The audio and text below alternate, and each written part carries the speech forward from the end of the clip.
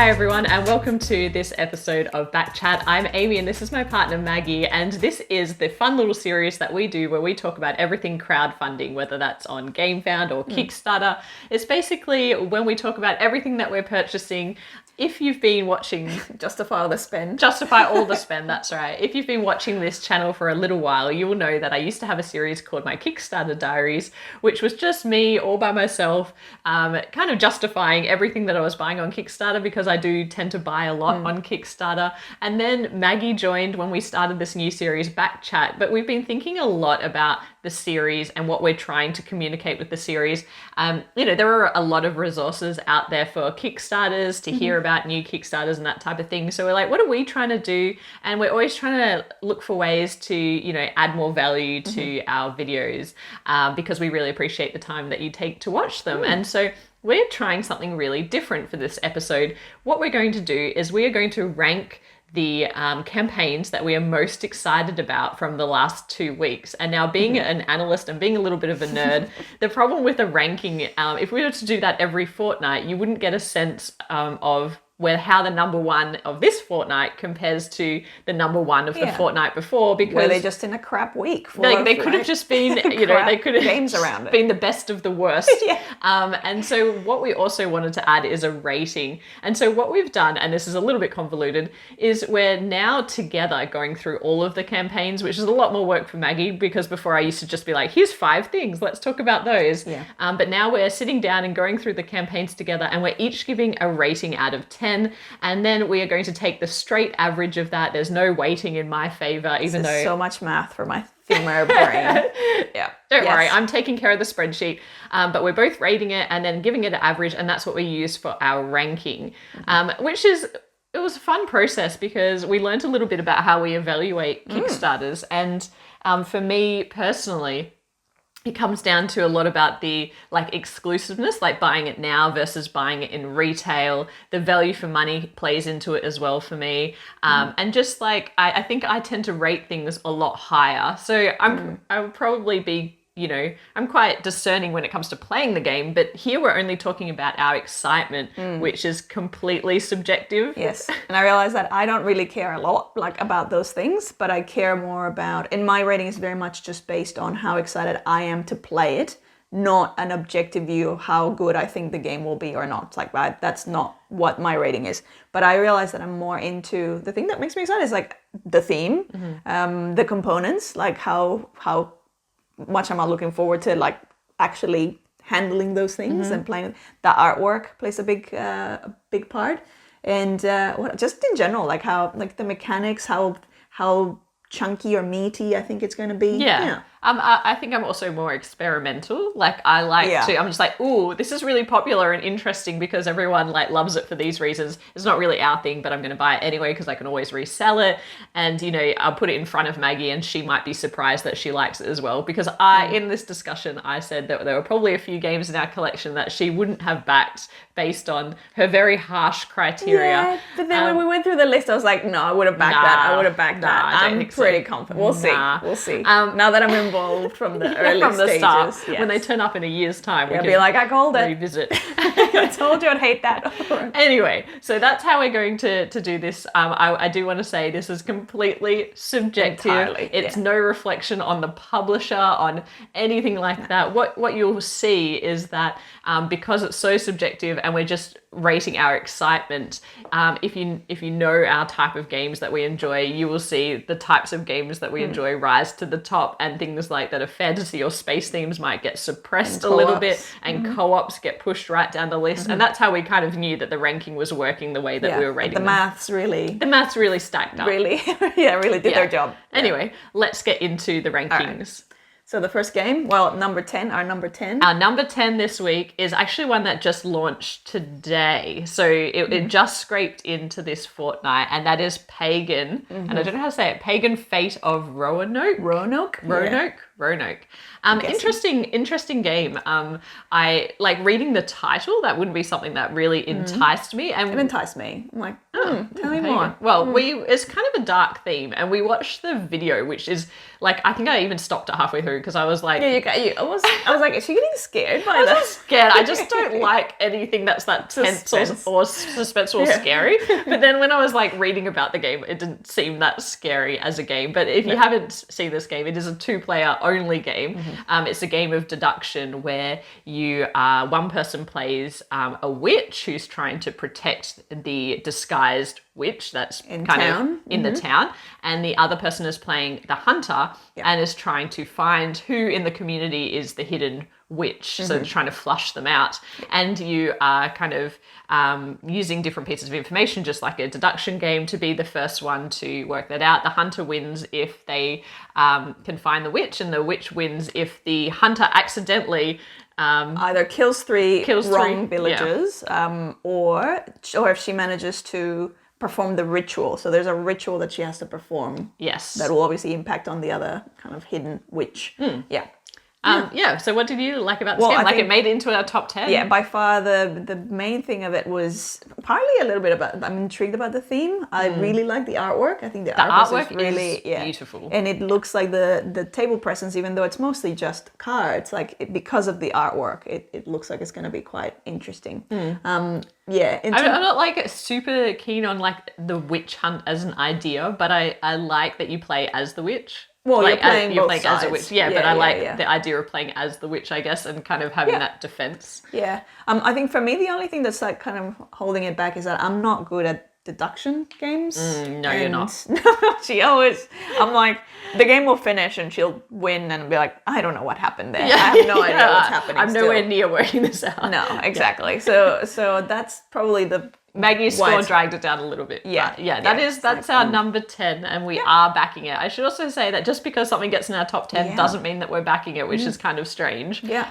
But sometimes it's just like we're really excited about it, but yeah, I don't know. I as I was like kind of going through it and writing my notes about each one, and I was like, it's interesting because a lot of times I'm just like, if it's there, I'll play it. Like that's a lot of times that's my attitude. But I realized that I'm way more ruthless than I thought I would be. Yeah. And a big part of that is because I'm like, I wouldn't necessarily buy it myself. Yeah, but okay. I'll play it if you buy it. Yeah, well, I tend to buy all the Kickstarters, so she's like, I wouldn't buy I'll play it. But if it's there, I'll play it. Yeah. Okay, number 9 is a worker placement game called Wutaki. Do you want to talk about this one? Sure. Wutaki, it's very cute as a concept because it's you're these little creatures in an island. You've all got you're from different tribes, and there is a volcano. And as the creatures, you believe that there's a monster that lives inside the volcano, and that's who you worship. Because obviously, you don't want to make the volcano monster angry and then spit out all the lava into the village. So in this game, what you're trying to do is you're trying to fulfill these pacts to appease and soothe the volcano monster. Yeah, that's essentially the... I like this one because it's by a husband and wife team, I believe, or it's definitely by only 2 designers. I'm not sure. Very independent. Yeah, but it's extremely a small publisher, and it feels nice to support. I think they're getting closer to being fully backed, maybe at the time that this video drops, but it's just nice to see this homegrown project. And the other thing that really appealed to me is that all of the reviews and the comments were about it being quite mean. Oh, yes, sorry.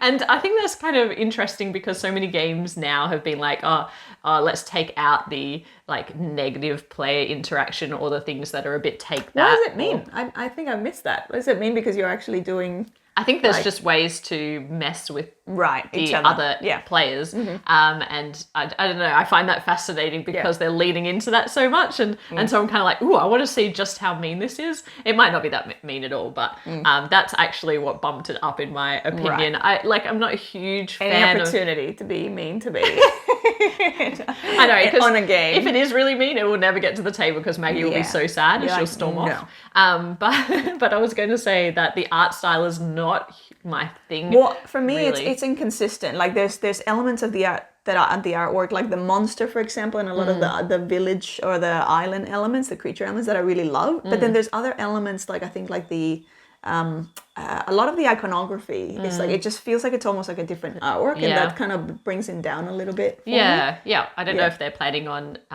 changing that at all, but just early days. But I also really like the meeples, like the wooden meeples. They're really cute. So that's our number one. Oh my God. 9. My goodness. Wishful thinking is a long way to go. Number 9 is Wutaki. Number 8 is a game called Tiny Turbo Cars. And this is a really interesting one. Again, I rated it higher than you. That's no surprise. It's a cute-ish kind of concept in that you're racing cars in your house. So your kids racing cars in the house, and so you're having to get around furniture and like deal with the obstacles of racing cars in a house. But you're burying the lead. Talk about. What's the lead? It's the sliding puzzle that is programming your movement in the game, and I really like that because it seems so unique. And it's a creative way of bringing in. It's super creative. Well, it's like a programming game, which there are plenty of. But the fact that I'm terrible at sliding puzzles, I didn't tell you that when we were evaluating it because I was like, that might make you more interested. You're terrible, but I'm also terrible. Okay, so you're probably good. No, I'm really, really bad at them. But I still probably have a competitive edge. I find it fascinating though that you're racing, and so there's that added stress of you want to be the first person to finish or the second person to finish, but then you're also trying to make sure that your programming is correct so that you can get through the map. But if you wait too long, then you're going to be kind of, there's a lot of... because there's a race element in the programming side. So it's like the first one to get to program and put down the controller, because it's an actual controller where the plastic puzzle kind of is happening. So there's a race, and who gets to put that down first, and then you take turns. And I think if you're the last one to put it down, you either get some major disadvantages or you immediately lose or something like that. Well, no, you just go, I think you go last in turn order, and Anyway, it's by Horrible Guild, and they did Unicorn Fever and the deluxe version of Unicorn Fever. There's the race element. The deluxe version of Unicorn Fever was really interesting. They did a really great job of the production, I thought, and it was kind of just fun and different. And it was actually quite hard to get it now, I think, because a lot of people have been looking for it and can't get it. So for this one, I'm actually pretty excited. The more I talk about it, the more excited I get about it, because it's something different and unique, and I'm all for that in gaming. And if it's not for us, we can move it on. Yeah, exactly. I think it's going to probably on replayability, it's going to be something that is going to be fun, but it's probably going to be light. Like it's not something where you're going to sink your teeth into strategy kind of thing. But I'm looking forward to checking it out. Yeah, me too. Yeah. Okay, our number 7 campaign that we're looking at is going to be Terraforming Mars Ares Expedition. I think it's called Ares. I don't know if you pronounce that like that. Obviously, this is meant to be a smaller card version of Terraforming Mars. We've actually never played. We've never played Terraforming Mars. It's one of our terrible a big part of it in the closet. But a big part of it is because theme, Mars, space, art. We're not into that sort of thing. It's on the list because we have got to play it. It's one of those it's non-negotiable kind of thing. But this is meant to be I guess the reason why I'm excited about it is because it feels like a lighter introduction into the world of it, and it feels like it sounds like it's a lot faster to set up. I hear that Terraforming Mars is one of those painful games to set up because it's just sprawling and there's lots of components. And the art looks way nicer. They've done a much better job of the art for this than nothing draws me in about Terraforming Mars. But this one by Stronghold Games, I think that like you said, it's going to be way more accessible. I'm kind of keen because so many people love Terraforming Mars, and like you said, this will help get it to the table faster for us. So I'm just generally keen to check it out. I made a note here that I also really like the dual layered boards. Oh, yeah. Yeah, so they did And I like the trays, like this little trays for resources. The little storage trays, so it feels like it'll be easier to get it out on the table and pack up. We enjoy that. Yeah. So that's our number 7. Yeah. Our number 6 is a little card game. Well, it's a card-based game called Dawn. Yeah. Dawn is interesting. I don't actually know what the theme is. Something about villages. So in Dawn, you are all kind of helping build your village, but you have the choice to either help that community, Yes. like build a village or build your own wealth. So it's almost like you can do a little bit of hidden betrayal. It's either co-op or the hidden betrayal element, which makes me laugh every time because I'm like, well, who out of our friendship group is not taking the path? I feel like this is always going to betrayal. end in betrayal in this But household. no, actually, what I really like about it though is that the group can win. So the people who contributed to the co-op element can actually win, which means the trader, if you are greedy, may not win at all. And so that's good. So that's kind of a nice tension between do I betray my friends or not. But the artwork is stunning on this it's one. beautiful. Yeah, and it's really it's beautiful. probably one of the most beautiful videos, like the production quality of the video, the trailer for the campaign. I know, and really no nice. one watches videos on Kickstarter because they're just notoriously bad, but some of them are so bad. Some of them are just this was an enlightening eye-opening experience for me watching all of those, because like some of them you also can see the production value that some of these campaigns have behind them, because like some of them the production value, some of them is like cinematic. this is like a full like proper TV commercial sort of thing. And then others are just like, this has told me nothing. I know less about the game That's now. the other thing, because it's like sometimes it can be like very low budget, but it still gets the job done in terms of coming in, or even like having that joke of, you know, like they're doing it themselves and that kind of thing. But a lot of them, they don't sometimes tell you. You'd have no idea what the game actually is or does. Or, Anyway, Dawn. So it's available in 2 different versions, or I think there's a few different pledge levels. I'm leaning towards getting the deluxeified version. Maggie's like, oh, you know, it'll be a cheap game because it's a card game. And I'm like, yes, until I get the extreme deluxe version. Typical. But yeah, you know, that's what I love and that's why I back things on Kickstarter. So that's probably going to happen. But that is our number 6, which is Dawn. Number 5 is a game called Skyline Express. And this really probably captured my attention more than you. We have a bit of a gap here with you scoring at 6 and me scoring at 8. I like the theme in the video did not appeal to me at all, but the puzzle itself appealed to me because you are filling up a Skyline Express, but kind of like a train carriage with passengers, and there are passengers who don't want to be sitting across from each other. You're trying to achieve different color patterns with the different colors guests, and I just think it looks like, you know, the way they describe it is a game that's like really easy to teach, hard to master, that kind of classic term. But I feel that way about like, you know, Calico and some of these other puzzly games where sometimes it's just nice to sit down and do a puzzle. But it also felt like there was a bit of player interaction as well, because you're kind of vying over the passengers that are in the middle, like you're kind of drafting them from a central area. So that really appealed to me as well. But Maggie was less keen. I was less keen, but that's because I enjoy, like, the concept I'm okay with of, you know, this is the first air train, essentially, and you're playing, like I said, like a carriage manager. I don't know what the term is for that. And you're trying to show, because of your carriage management abilities, that you are the person for the job of managing the whole, the new Skyliner train. I don't mind the concept. I'm not super excited about that sort of theme. The artwork is cute. It almost reminded me a little bit of Charterstone, like that kind of cutesy. Probably because Charterstone also has like sky.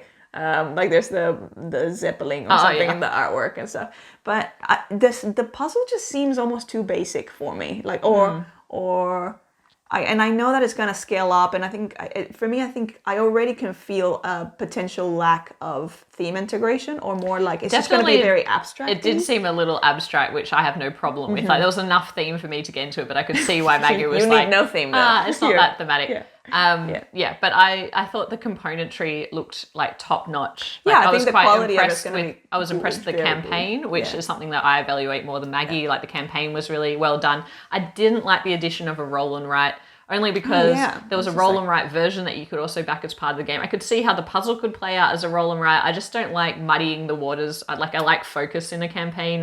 When there's too many things, it's like, oh, but are you spreading yourselves too thin? Trying to produce all these games. Anyway, that is quite high in our rankings. That's our number 5, driven by me, which is Skyline Express. And now is our number 4. Number 4 is Roman Roll Gladiators. Now, we haven't actually played Roman Roll. We have not played Roman Roll. But it's something that looks quite interesting. So it's an interesting theme for a roll and write. So the original obviously being a roll and write. This is an expansion to that original. It's adding, my understanding is it's adding new gladiators, and it's adding What else? It's Well, like- it adds tic-tac-toe. yes. Adds noughts and crosses Having into no the mix. idea how the original plays, I have no idea if this is going to be a good or bad Yeah. thing. So I'm mostly just because I'm keen to play the original, and so this to me it's more like great, like it's going to expand that experience. Yeah, and I think we play a lot of roll and writes, and often Maggie's critique of those is that they're a bit too light or there's not enough strategy in them. And so I think Roman roll. Yeah. Roman roll might overcome that for you. Like it does seem like a heavier style. So I'm looking forward to getting that to the table. Because again, from what I understand about it, so it's obviously gladiator times and you got the Colosseum, but you're building and you're building the area for them to train, for the gladiators to train, you're building the area for them to practice, and then they actually get to fight. And so I'm like, that's from what I could again, I haven't played it. I haven't watched playthroughs or anything like that. I like to, we both kind of like to wait until we get it and then go. So, but I was like, I'm really interesting how they're going to do that on a roll and write. So, Oh, that's interesting. I didn't know that part about fighting. You sure about that? Well, that's what it said in BGG. Okay. Maybe, misread it. Okay, Yeah. I didn't know that, but I haven't quite got past the grid and just like trying to understand it mechanically. Yeah. There you go. But anyway, that is Gladiators, the expansion for Roman Roll, which is our number 4. Yeah. Our number 3 is a game called Finding Anastasia, which is actually based on a true story, which is kind of based on real events. mind-blowing. But was she the undercover? So, no. So there was a Russian czar in the 1918, and there was a revolt of the people, and they kind of chased off or probably killed a lot of the royal family at the time. And Anastasia was the favorite daughter.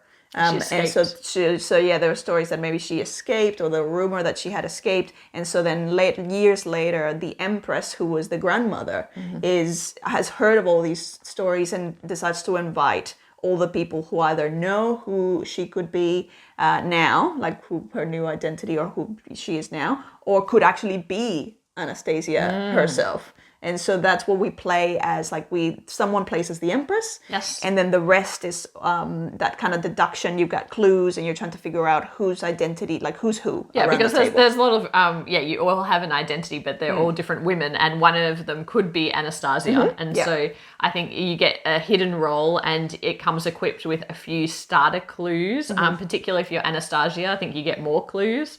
And then you get three real clues. Yeah, and everyone else gets one.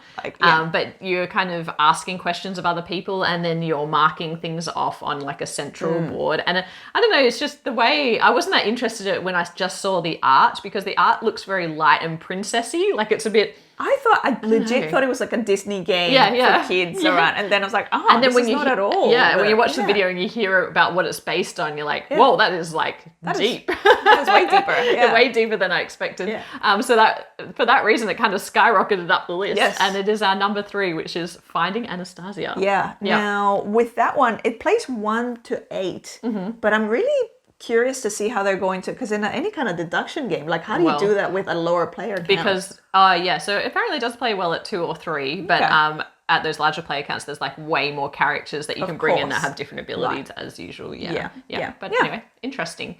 Now on to our number 2. Our number 2 is Paladins. Paladins.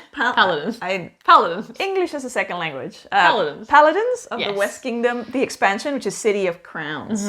Now, let's talk a little bit about, we love Architects of the West Kingdom. Architects of the West Kingdom is so good. Yeah, we genuinely love that game. Yeah. We played Paladins once at Meepleville Cafe. So we did. Tim taught us. Tim taught us.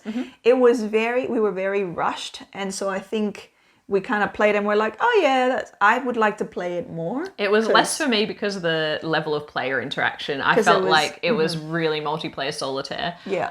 And so, for that reason, when I heard about this expansion, I was immediately like, nah, I'm not sure. And then when we looked at the campaign, I thought the campaign was really, really well done, actually. And the different components and the add-ons and the fact that you can order all of the previous versions, games, I'm really interested to get Viscounts to the table because I believe it has a rondelle and everyone knows how I feel about those. And also it's like, you know, Shem Phillips, it's New Zealand, so it's nice and close to Australia for shipping. I feel like they're just going to be able to put it in the water and then just do this and it'll arrive. So it'll arrive eventually. Should be very cheap. Yeah, exactly. It is quite good value. There's also like the metal coins I thought were really cheap, like the 40% off the metal coins. There was just like a lot of, even though this is going to be the same version as the retail version, because of that, I think there's a lot of discounting and value adds that are going on in the campaign. And so for that reason, I was really like happy with the campaign, and to the point where I will probably pick up Paladine so you can retry it. Plus the expansion. I kind of wanted to play it more and try it more, so I think this is a good excuse to definitely revisit. We'll pick up the base game, the expansion. We'll probably pick up Viscounts. We'll pick up the gold coins. Not sure about the collector's box, and that's being completely honest. I don't feel like the price of that box, I think it was like $30 something. It felt a bit like just for the collector's edition box. Some people who love the game, that might be really valuable to them. For us, because we were kind of like, we just want to play it again, get to know it. Did you say that also brings in another... It comes with a mini expansion in the collector's box, but mostly you're paying for that storage ability, and it just probably won't pick that up. But I'm really excited to get back into that game, experience more of the series. Nice. And maybe pick up the expansion for Age of Artisans, which is the expansion for Architects, which we love so much, but we don't have that. Anyway, without further ado, our number one, which you can probably guess by now. Yeah, because if it hasn't been on the list. Is Root, the Marauder expansion. I hope I'm also saying that well. Right, the Marauder expansion. I really enjoy Root, the app, so I only play it in the app. It's one of those that I've kind of tried to get Amy to play. We don't own it. I want to play it. I've never been not interested in playing it. The tension that I have with Root is that sometimes I wonder, because we are playing so many games all the time, I really would want to do it justice and learn all the different factions, and I'm worried that I don't have the sticking power to like learn them and like understand them and also play enough of it. But the asymmetric factions, I think, was a big barrier for you. It we was don't usually originally like asymmetric abilities. We don't like, but it's. I think it's very, very well executed from what I can experience in the app. So I'm very keen to. I just love the art. So cute. It is so everything cute. About it is just so adorable. So cute. And this Marauders expansion has been the trigger for me to get into the world of Root, which I know a lot of viewers are going to be happy about, but I am really excited about it because it adds into a better two-player variant. Optimizing the two-player experience. That's right. So before, apparently, it was a bit trickier to play Root at 2, and now this has improved that experience, which I'm excited about. I'm really excited about the plushie. The plushie. It's $20. I'm definitely getting the plushie, and you'll probably see it on our shelf behind us.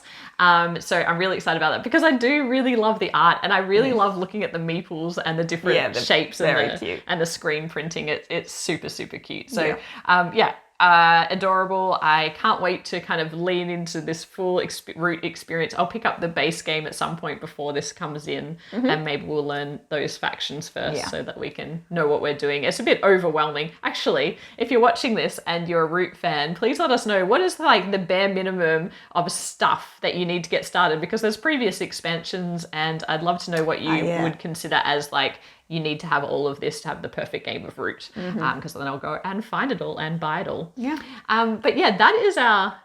Do you want to give any?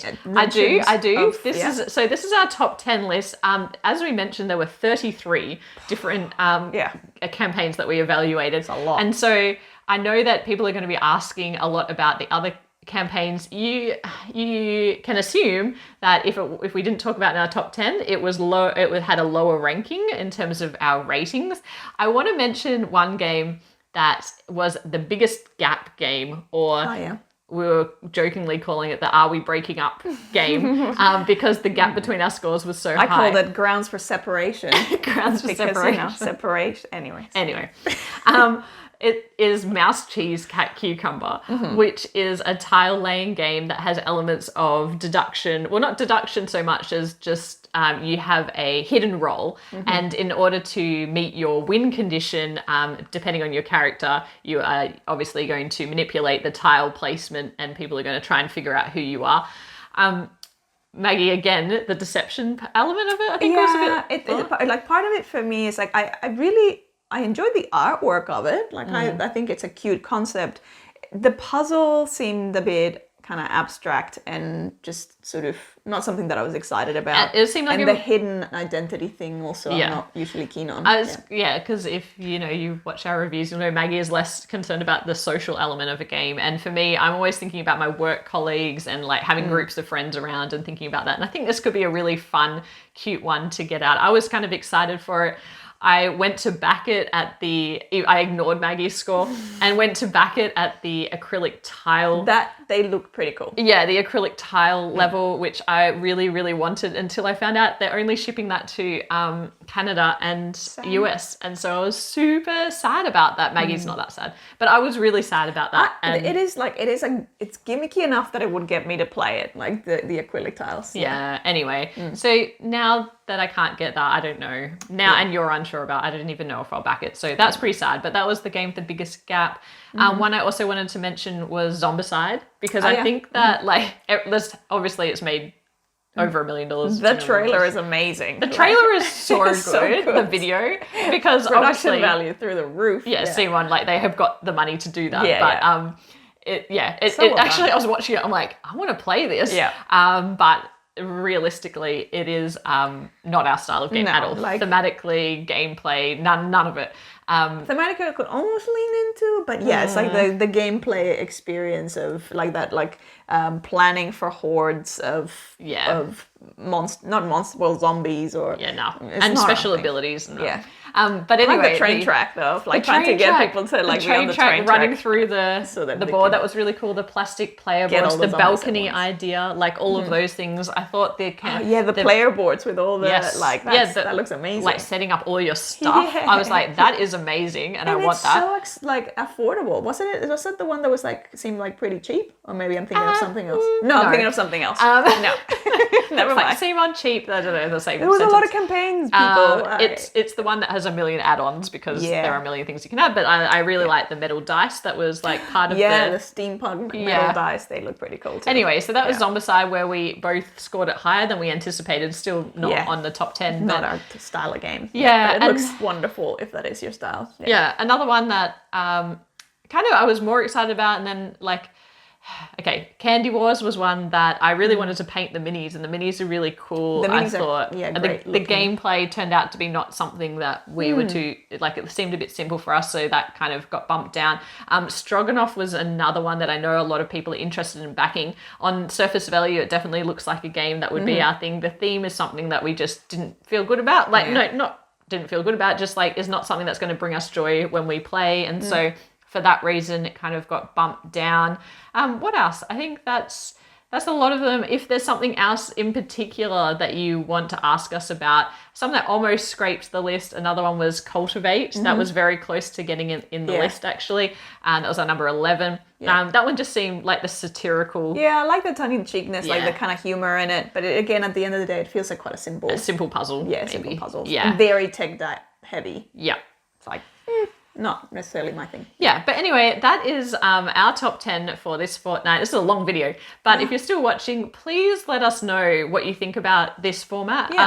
Before, if you watched Backchat before, I was kind of randomly picking things I was interested in, and then we were both giving our perspectives. This has a bit more of a formula behind it. I think that it's a bit more rigorous, and also I hope you got a sense of the relativities of how excited we are about games, because that's what we wanted to express to you. But please, we love some constructive criticism, so please do let us know if there are improvements we can make. But otherwise, we will be back in 2 weeks, and hopefully there's not as many campaigns in the next 2 weeks, because it's overwhelming at the moment. This was a long time investment to put aside to go through all of them. There's a lot of money to be spent as well. But anyway, have a great week ahead, and we'll talk to you soon. Bye for now. Bye.